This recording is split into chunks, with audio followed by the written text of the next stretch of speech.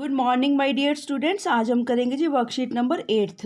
Worksheet number 8 के साथ ही आज हमारा जो चैप्टर है second number chapter 9th mathematics का स्टार्ट हो जाएगा। Second number chapter polynomials. देखिए, अगर आपने सभी स्टूडेंट्स ने फर्स्ट चैप्टर क्लियर नहीं है वो काइंडली कंसेप्ट क्लियर कर लेना, ठीक है, क्योंकि वहाँ के कुछ कंसेप्ट्स यहाँ पर इम्प्लीमेंटेड हैं, जैसे कि पॉजिटिव इंटीजर्स। ठीक है जी, यहाँ पर है पॉजिटिव इंटेग्रल पावर्स, यानी कि पॉजिटिव इंटीजर्स कौन से होते हैं ये आपको पता होना चाहिए। चलो फिर भी मैं यहाँ पर एक बारी फिर से रिकैप कर देंगे, रिवाइज कर लेंगे बच्चे। यहाँ पर हम वर्कशीट में क्या क्या कवर अप करेंगे। पॉलिनोमियल, अगर कोई एक्सप्रेशन गिवन है, अलजेब्रिक एक्सप्रेशन गिवन है कोई भी, क्या हर किसी अलजेब्रिक एक्सप्रेशन को पॉलिनोमियल्स कहा जा सकता है या नहीं? अगर नहीं या हाँ, उसका रीज़न बताना है। ठीक है जी। फिर डिग्रीज करेंगे कि पॉलिनोमियल स्टेटमेंट की डिग्री कौन सी है, मतलब इसमें डिग्री हम कैसे चूज़ करेंगे। फिर कोफिशिएंट्स। ये 3 टॉपिक्स के ऊपर हमारी वर्कशीट है और इन्हीं 3 टॉपिक्स के ऊपर हमने क्वेश्चंस मेंटेन किया, यहाँ पर बनाए। देखिए, क्वेश्चन नंबर फर्स्ट आप पहले डेफिनेशन रीड करोगे, समझोगे कि क्या है। After that solve question number 2 in worksheet 8। ठीक है जी। फिर उसके बाद polynomial, degree of the polynomial की डिग्री क्या होती है, कैसे फाइंड आउट होती है। यहाँ पर जस्ट एक छोटी सी एग्जांपल डमी डाटा लेकर आपको समझाई गई है। ठीक है जी। फर्स्ट में पॉलिनोमियल। जो थर्ड है, ऐसे थर्ड में हमने क्या कवर अप किया जी, कोफिशिएंट्स। कोफिशिएंट्स क्या होते हैं, फिर उसके बाद आपने ये वर्कशीट है हमारी। ठीक है, इन तीनों से रिलेटेड ही हमारी वर्कशीट है आज की, वो कंप्लीट करनी है इसके। ठीक है जी, समझे। डिग्री होगी इसके कोफिशिएंट, बस स्मॉल सी वर्कशीट है और आपको काफ़ी इजी लगेगी ये बेसिकली। देखिए, पॉलिनोमियल्स होते क्या है। अ पॉलिनोमियल, इकट्ठा मत रीड करना, नहीं ये पूरा पैराग्राफ बेटे समझ में नहीं लगेगा। ठीक है, थोड़ा सा डिवाइडेशन करके फॉलो करना समझने की। जैसे अपने माइंड में ये स्टेटमेंट्स रखो, उधर से हम ये लाइंस रीड करते जाते हैं। A polynomial is an algebraic sum in which no variables appear in denominators. ठीक है जी। और अंडर रेडिकल साइंस, मतलब अंडर रूट साइन में कोई भी नहीं। ठीक है।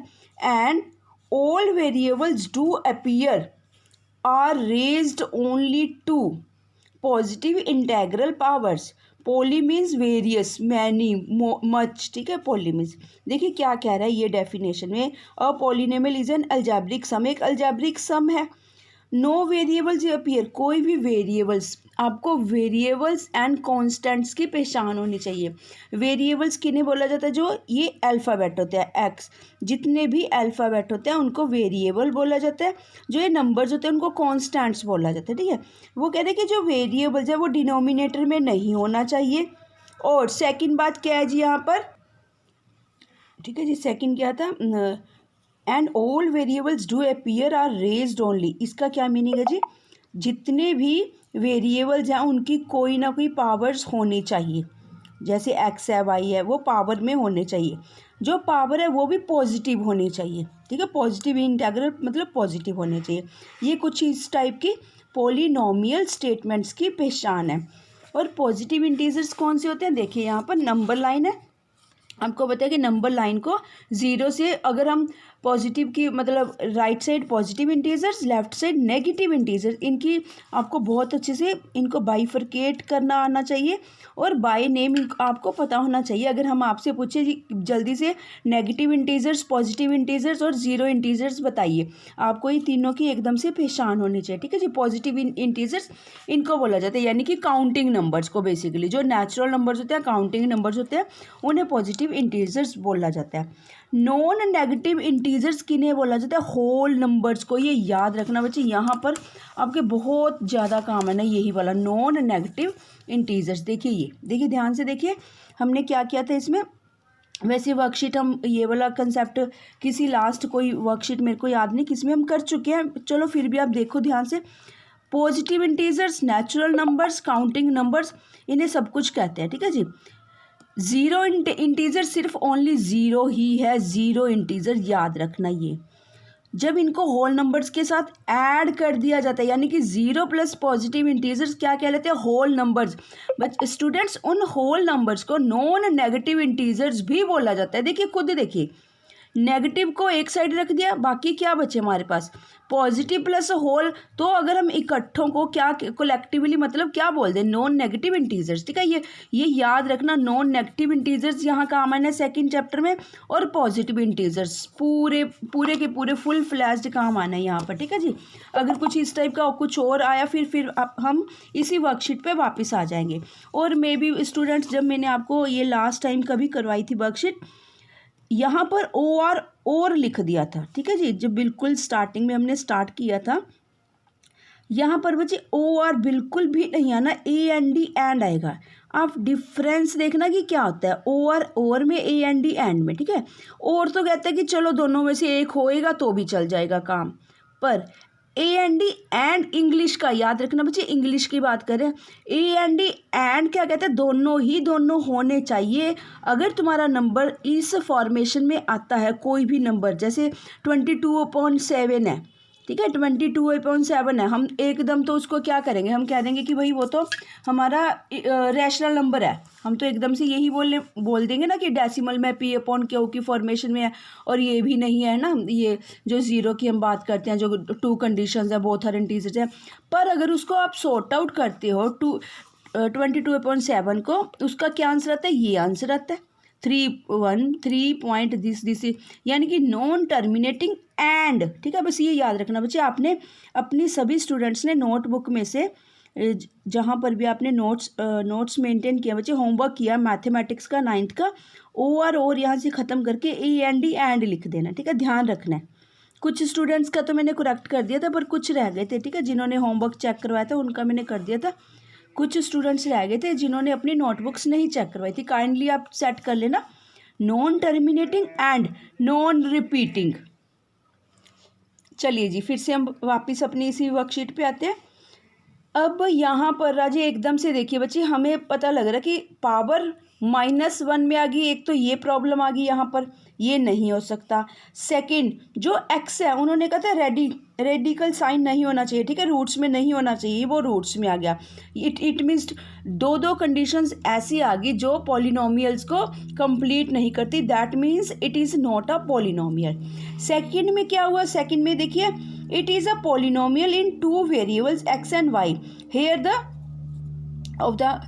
it is a polynomial in 2 terms. यहाँ पे देखिए पॉलिनोमियल्स, यहाँ पर भी 2 टर्म्स का था बेसिकली। वैसे यहाँ तो हमने नेगेटिव चेक किया है, यहाँ पर क्या चेक कर रहे हैं, यहाँ पर it is a polynomial in 2 variables x and y. Here the term minus ये वाली, ठीक है, which contains no variables is called a constant term of the polynomial. यहाँ पर ये क्या कह रहा है, यानी कि ये पॉलिनोमियल है, जो ये है कैसे है, देखिए कोई नेगेटिव का पावर नहीं है। ठीक है जी, कोई ठीक है, क्या कंडीशन है, कोई पावर नेगेटिव में नहीं होनी चाहिए, कोई वेरिएबल अपॉन में नहीं होना चाहिए। ठीक है, ये वाली अपनी 2 कंडीशंस थी। ठीक है, 2 लगा लीजिए, या फिर ये अंडर रूट वाली, वेरिएबल नहीं होना चाहिए स्क्वायर रूट में कोई भी वेरिएबल नहीं होना चाहिए। ठीक है, चलो ये तो है ही नहीं, नेगेटिव भी नहीं है। जो 1/3 है ये बिल्कुल ठीक है, यानी कि पॉलिनोमियल है, क्योंकि हम बात कर रहे हैं वेरिएबल नहीं होना चाहिए नीचे वेरिएबल। ठीक है, ये याद रखना। इट मीन्स ये क्या है, ये पॉलिनोमियल स्टेटमेंट है। ठीक है जी, इसका जो जनरल फॉर्मेशन है स्टूडेंट्स, इसकी क्या होती है, ax² प्लस, ठीक है जी, आपके लिए मेंटेन की गई है। वैसे चलो जनरल टर्म्स कैसे इनको रियल में, ठीक है, कोई भी नंबर फीड करने के लिए जनरल टर्म्स के वे में कैसे लिखा जाता है, पॉलिनोमियल, बाइनोमियल, ट्राइनोमियल, वो नेक्स्ट वर्कशीट में हम कवर अप करेंगे। ठीक है जी, अभी फ़िलहाल यही देखिए। डन, ये हो गया जी फर्स्ट। अब देखिए जी, पॉलिनोमियल की degree very easy, very simple, बस आपने याद रखना डिग्री मीन्स हाईएस्ट पावर, बस जस्ट यही याद रखना, और आपको कुछ इसके बारे में सोचने की ज़रूरत नहीं है। जब भी आपके पास आ जाए, ठीक है जी, ये डिग्री ऑफ द पॉलिनोमियल, ठीक है जी, डिग्री ऑफ द पॉलिनोमियल, आपने माइंड में एकदम से लेके आना है कि भाई ये तो highest power of the variable है। पूरी स्टेटमेंट में देखिए इसको डिनोट पी एक्स से किया जाता है, polynomial of a x statement ऐसे लिखे जाते हैं। देखिए यहाँ पर हाईएस्ट पावर को किसकी है, 2x upon raise to power 9। It means यहाँ पर हमारा जो डिग्री हुई क्या होगी जी, 9। बस टर्म ऑफ हाईएस्ट, इनको टर्म्स बोला जाता है। जैसे यहाँ कितनी टर्म्स हैं, 1 2 3 4, टोटल 5 टर्म्स है, टर्म्स बोला जाता है। ठीक है, टर्म्स से मिलकर पी एक्स पॉलिनोमियल की स्टेटमेंट बनाई जाती है। टर्म्स एक भी हो सकती हैं, दो भी, तीन भी, एनी नंबर ऑफ टर्म्स। ठीक है जी, ये याद रखना। No term of highest power and power, ठीक है, done. So degree of this polynomial is 9। ये कुछ बातें हैं बच्चे याद रखनी है ये वाली। ठीक है, कुछ तो यहाँ ऊपर फर्स्ट क्वेश्चन में आ चुके हैं, पर फिर से थोड़ा सा एक बार रिपीट करते हैं। क्या है, degree of non constant polynomial is 7। देखिए नॉन कांस्टेंट कौन से वेरिएबल होते हैं, जिनका कोई अपना वेरिएबल नहीं होता। इसको अच्छे से याद रख लेना। ठीक है, क्योंकि इस टाइप के क्वेश्चंस एमसीक्यू में आने के काफ़ी ज़्यादा चांसेस रहते हैं। ठीक है जी, कि वो कोई भी स्टेटमेंट लिख देगा, पूछेगा कि कांस्टेंट पॉलिनोमियल्स कौन से होते हैं जिनके अपना कोई वेरिएबल नहीं होता, वो constant non zero constant polynomials होते हैं। डिग्री फिर उनकी क्या रहेगी, 0। ये याद रखना, 0 रहती है उनकी डिग्री। क्यों रहती है, आपको एक बात और बता देते चलो। यहाँ पर ये 7 है, 7 की डिग्री, ठीक है, बिल्कुल ही बेस की डिग्री है 7 की डिग्री 0, तो उसकी डिग्री 0 होगी, ऑब्वियस बात है ये तो। Degree of 0 polynomial is not defined, कभी भी हम उसको डिफाइन नहीं कर सकते। ठीक है जी, ये बोले। एक लास्ट क्या बात कह रहा है, which contains no variables called constant terms. अभी वो तो बता ही दी मैंने आपको। ठीक है, अब चलते हैं जी थर्ड हमने क्या करना है, डिग्री भी होगी, वो भी होगा जी कोफिशिएंट्स। कोफिशिएंट वेरी ईजी है। ठीक है, इन्हीं में से कोफिशिएंट्स फाइंड आउट करेंगे। कोफिशिएंट बेसिकली क्या होता है, न्यूमेरिकल टर्म। पावर्स नहीं लेनी, पावर्स डिग्री में कवर अप हो चुका है। अब जो ये टर्म्स है, इनमें न्यूमेरिकल डाटा उठाना है बस, पर ध्यान से किसके साथ उठाना है, उनके सिंबल्स के साथ, नेगेटिव या पॉजिटिव सिंबल्स के साथ। देखो पॉजिटिव तो आपको पता है बाय डिफ़ॉल्ट होता है, पर अगर कहीं नेगेटिव है तो उसको हम साथ उठाएंगे। सपोज ऑफ दैट, अगर हमें किसी ने बोला कि इस पूरी स्टेटमेंट्स के कोफिशिएंट्स बच्चे ध्यान रखना, कोफिशिएंट्स और कोफिशिएंट में फ़र्क है। ठीक है, वो प्लूरल सेंस में है, वो सिंगुलर।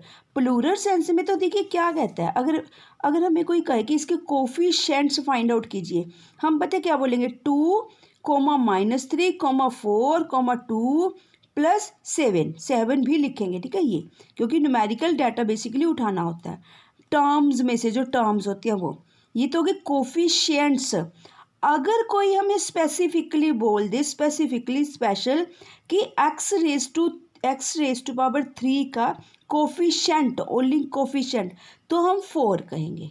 बस अकेला हमारा आंसर क्या रहेगा जी, 4। अगर कोई हमें बोले एक्स रेज टू पावर 6 का कोफिशेंट बताइए, तो -3 कोफिशेंट्स नहीं, एस नहीं लगाना, कोफिशेंट होगा। चलो थर्ड अब हम डिस्कस करते हैं आपके साथ। यहाँ पर देखिए जी, आपने इसी को पहले समझना। ठीक है, कंसेप्ट डेफिनेशन फॉलो करनी है, उसके बाद आप क्वेश्चन नंबर 3 सॉल्व करोगे जी।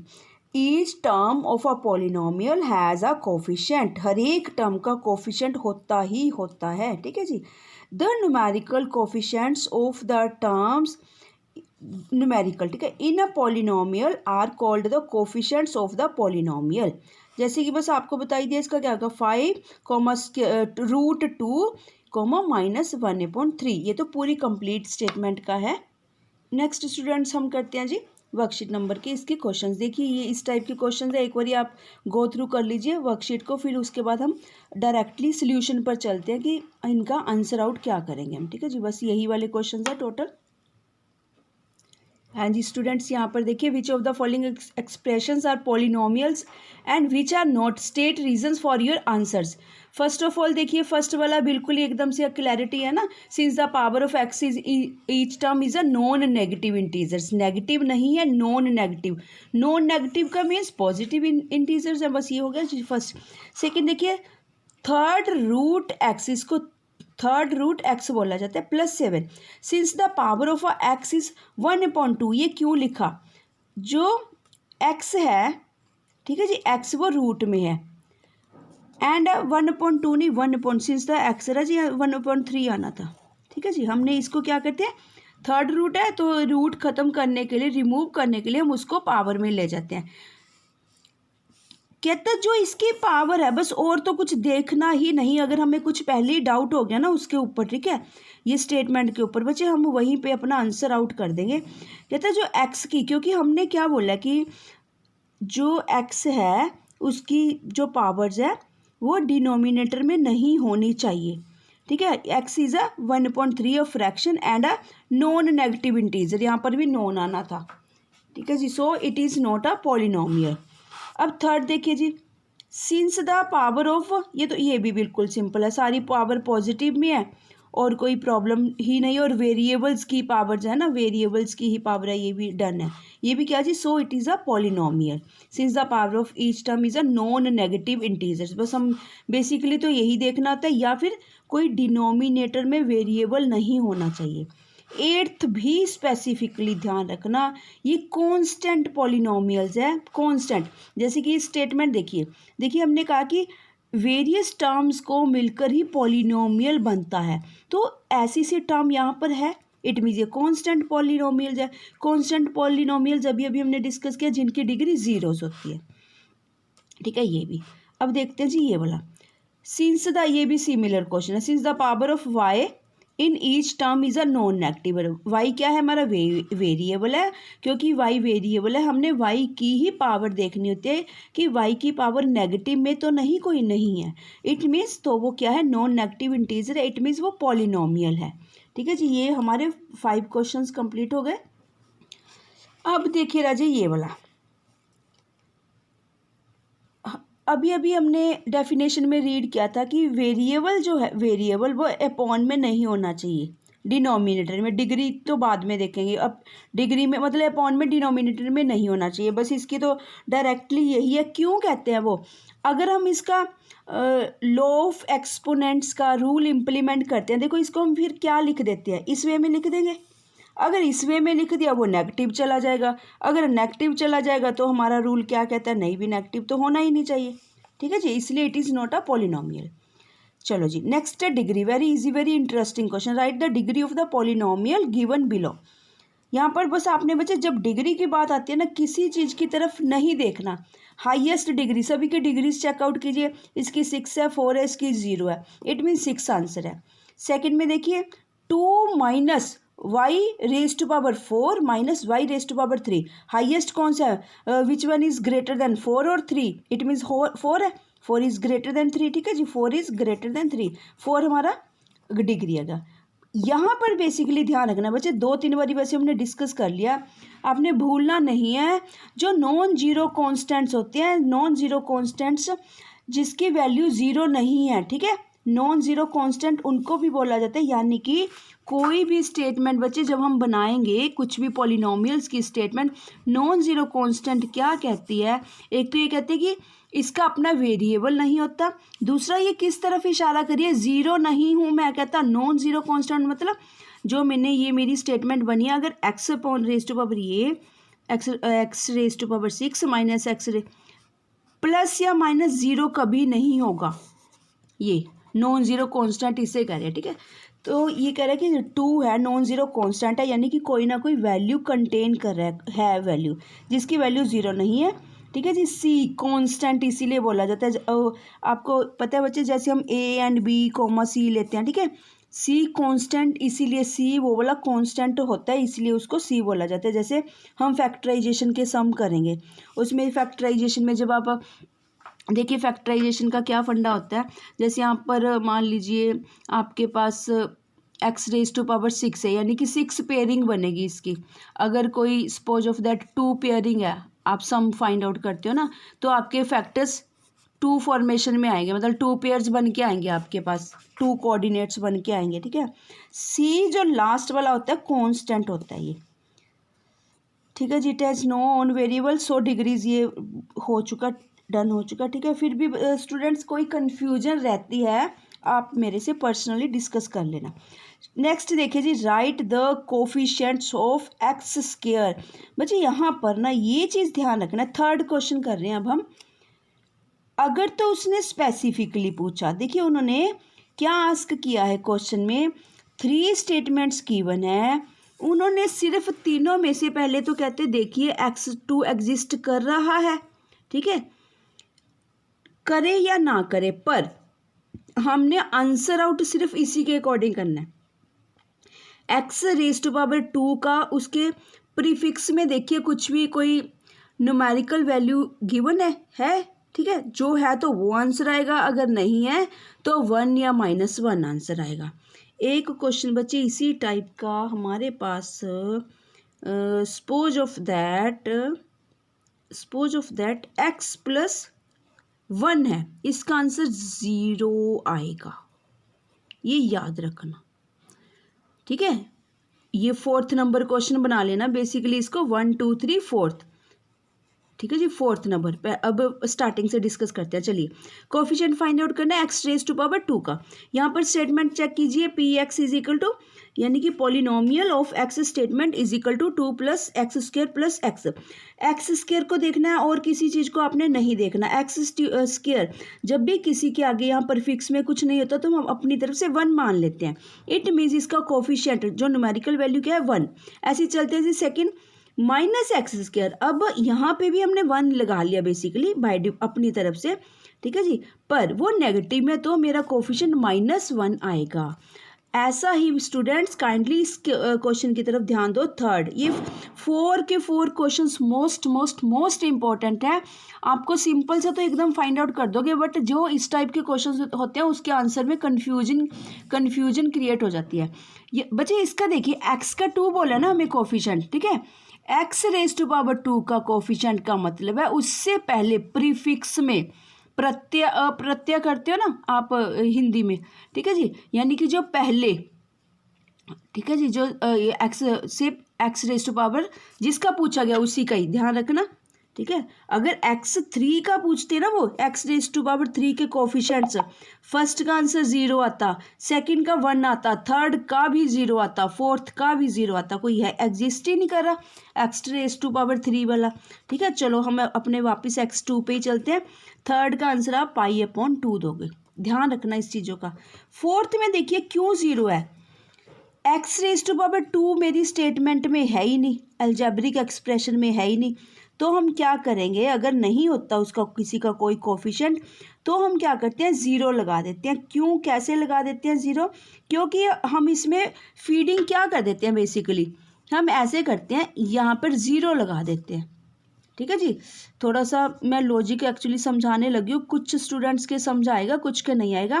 देखिए उसका कोफिशिएंट पूछ रहा है, उसकी न्यूमेरिकल वैल्यू पूछ रहा है, कुछ है ही नहीं, पर हमने अपनी तरफ से 0 भर दी। अगर 0 भर देंगे numerical value, it means multiplication करेंगे तो क्या आएगा, 0, ठीक है, 0 है।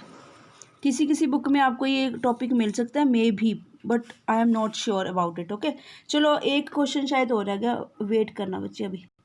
हाँ जी, ये रहा, ठीक है जी, ये देखिए क्वेश्चन, √2x - 1, ठीक है, जो अभी लास्ट मैंने डिस्कस किया था ना, आपको नहीं ज़रूरत, यहाँ पर है हमारे पास, यहाँ यही 4th नंबर बना देना आप। ध्यान से देखना इस क्वेश्चन को, हमसे पूछा गया एक्स रेज टू पावर 2 की कोफिशिएंट। यहाँ भाई हमारे पास एक्स रेज टू पावर 2 है ही नहीं, तो क्या करें। अगर एक्स रेज टू पावर 2 नहीं है, वो कहता कि अगर आप इसको छुपा लें, ठीक है, इसको छुपा लीजिए। हमारी स्टेटमेंट ये है, एक्स रेज टू पावर, अगर स्टैंडर्ड फॉर्म, देखिए हम पॉलिनोमियल्स की स्टैंडर्ड फॉर्म भी करेंगे। स्टैंडर्ड फॉर्म का मीनिंग होता है उसको डिक्रीजिंग या फिर इंक्रीजिंग ऑर्डर में प्रॉपर वे में लगाना, यानी कि पहले कांस्टेंट, फिर रेज टू पावर 1 वाले, फिर 2 वाले, 3 4 5 ऐसे सो ऑन, ठीक है, उसको स्टैंडर्ड फॉर्म बोलते हैं। कहते हैं अगर इसको हम स्टैंडर्ड फॉर्म में लगाते हैं तो एक्स रेज टू पावर 1 है, प्लस अगर हम लेफ्ट साइड चलते हैं तो एक्स रेज टू पावर 2 ही आना था ना यहाँ पर, है ना। तो जो उन्होंने क्वेश्चन में पूछा एक्स रेज टू पावर 2 का कोफिशिएंट, अगर हम यहाँ पर जब वैल्यू नहीं है पर लिख लेते हैं कि भाई चलो ऐसे है मेरी स्टेटमेंट, ऐसे है, ठीक है, तो न्यूमेरिकल वैल्यू अगर हम 0 फीड करेंगे उसकी, तो क्या आएगा जी, 0 अपने आप ही उसने 0 बना देना है। Can be written as so the coefficient of x raise to power 2 इज 0। देखिए स्टूडेंट्स, कन्फ्यूजन क्रिएट मत करना, जस्ट आपको क्लैरिफिकेशन के लिए कंसेप्ट समझाया गया है, पर आपने बस जस्ट अपने आप याद कर लेना है कि अगर वही वाली सिमिलर पावर हमें नहीं दिखती स्टेटमेंट में तो आप आंसर आउट क्या करोगे, 0 बस। ठीक है जी, बस यही लर्न कर लेना, अदरवाइज मे भी कहीं कन्फ्यूजन ना हो जाए, आपको ध्यान रखना इस बात का। इसी के साथ ही स्टूडेंट्स आपकी वर्कशीट नंबर 8 कंप्लीट होती है। काइंडली बहुत अच्छे से ध्यान से करना क्योंकि स्टार्टिंग है। अगर स्टार्टिंग की वर्कशीट्स आपने बहुत अच्छे से गो थ्रू कर ली, साथ में आप अपनी मे भी अगर पॉसिबल हो तो एनसीईआरटी की बुक भी फॉलो कर लेना, 9th की मैथमेटिक्स की या 10th की। ठीक है, इसी के साथ ही जी आपकी वर्कशीट नंबर 8 कंप्लीट होती है। काइंडली अगर अभी तक जिन स्टूडेंट्स ने लाइक शेयर सब्सक्राइब नहीं किया, काइंडली सब्सक्राइब करना। Thank you, have a nice day.